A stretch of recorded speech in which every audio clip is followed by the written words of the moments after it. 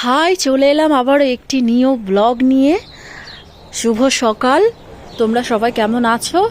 দেখো, আজকে প্রথমেই চলে এলাম বাগানে। আর অনেক দিন পর যেই বলেছিলাম না, বেগুনগুলো ফুল আসছিল, ঝরে পড়ে যাচ্ছে। দেখো, এতদিন পরেই যে বেগুন ধরেছে, আর কত পরিমাণে যে বেগুন ধরেছে দেখো। এই দেখো দুটো, এটা তো বড় হয়ে গেছে। আর আমি আবার পরশুদিন একটা বাজার থেকে বেগুন কিনে নিয়ে এসেছিলাম, তো এই বেগুনটাই হয়তো আমার লাস্ট কেনা হবে। তারপর দেখো, এই দেখো গাছে বেগুনগুলো দেখেছো, থোকায় থোকায় ধরেছে। মানে আমি প্রথম থেকে অনেক পাতা টাতা কেটে দিয়েছিলাম বলে আজ এত বেগুন ধরে গেছে।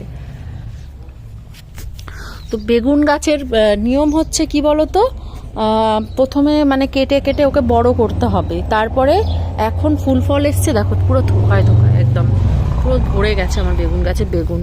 আর এই দেখো, এটা হচ্ছে মোটা তাল বেগুন মনে হয়, আমি তো জানি না। এই দেখো ধরেছে, এখন দেখাতে পাচ্ছি কি কই রে, এই যে তো এই গাছটাও বেগুন এসছে। সাদা বেগুনটা এখনো আসেনি। আজকে ভাবছি একটু কচু শাক পারবো, যেটা দিয়ে আমি ইলিশ মাছের মাথা দিয়ে রান্না করবো। আর এই দেখো লাউ ডাঁটাগুলো দেখো, একবার খেয়েছি লাউ ডাঁটা, এখন এগুলোকে বড় হতে দিয়েছি। আর এই লাল শাকগুলো খুব মোটা হয়ে গেছে। আর কত দেখো সুইট কর্ন এসছে,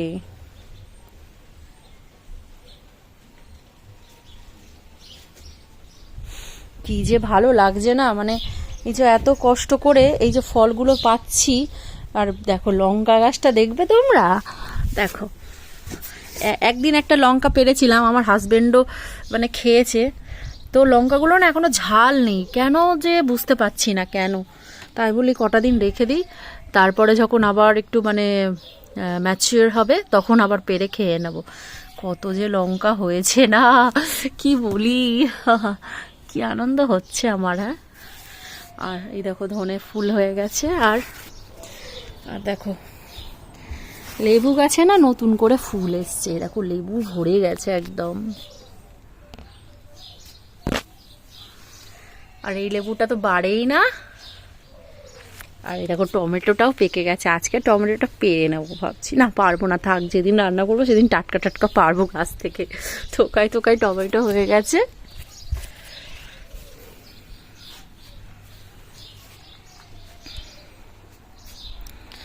আর আজকে দেখো এই যে টমেটো গাছগুলো এখানে ছিল, নিচে নামিয়ে দিয়েছি এগুলোকে। টমেটো ফুল টুল আসছে, আর প্রচুর রোদ পাচ্ছে তো, সারাক্ষণ রোদে রয়েছে বলে হলুদ হয়ে যাচ্ছে।